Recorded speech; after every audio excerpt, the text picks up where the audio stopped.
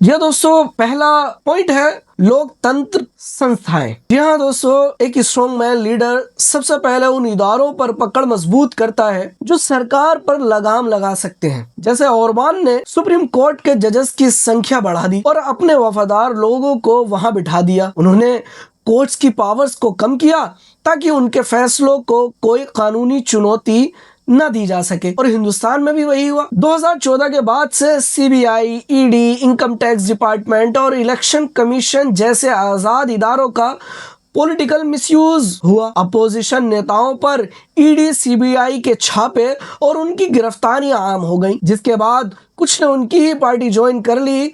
और ऐसे ही Indian judiciary ने कई मौकों पर, जैसे इलेक्टोरल बॉन्ड्स पर, सरकार के खिलाफ फैसला देकर अपनी आज़ादी दिखाने की कोशिश की।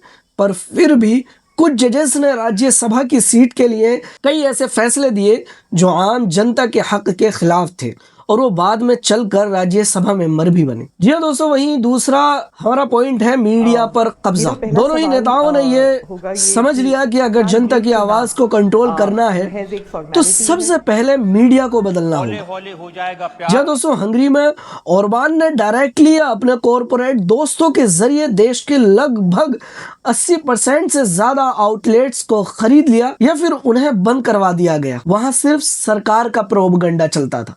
और वहीं इंडिया में इसको गोदी मीडिया का नाम दिया गया। देश के बड़े बड़े कॉरपोरेट हाउसेज जो सरकार के करीबी हैं, जो मेन स्ट्रीम मीडिया चैनल्स और अखबारों को खरीद लिया गया। आजकल के न्यूज चैनल्स पर जनता के मुख्य मुद्दे जैसे बेरोजगारी, महंगाई, पेपर लीक, पानी की कमी, रेप, नेताओं की गुंडागर्दी जैसे मुद्दे गायब रहते हैं और सरकार से सवाल पूछने के बजाय दिन रात उनका गुणगान किया जाता है और उनसे सवाल पूछने की जगह विपक्ष से सवाल किए जाते हैं, कम्युनल डिबेट्स दिखाए जाते हैं और हर मुद्दे में सरकार को बचाने की भरपूर कोशिश की जाती है। इसी वजह से इंटरनेशनल रैंकिंग में इंडिया का वर्ल्ड प्रेस फ्रीडम इंडेक्स 157 है। जी हाँ दोस्तों, वहीं तीसरे नंबर पर जो पॉइंट है वो है चुनाव, कानून और सिस्टम। ये दोस्तों, चुनाव तो दोनों देशों में होते हैं, पर क्या दोनों तरफ के खिलाड़ियों को बराबर का मौका मिलता है, यानी पक्ष और विपक्ष दोनों को बराबर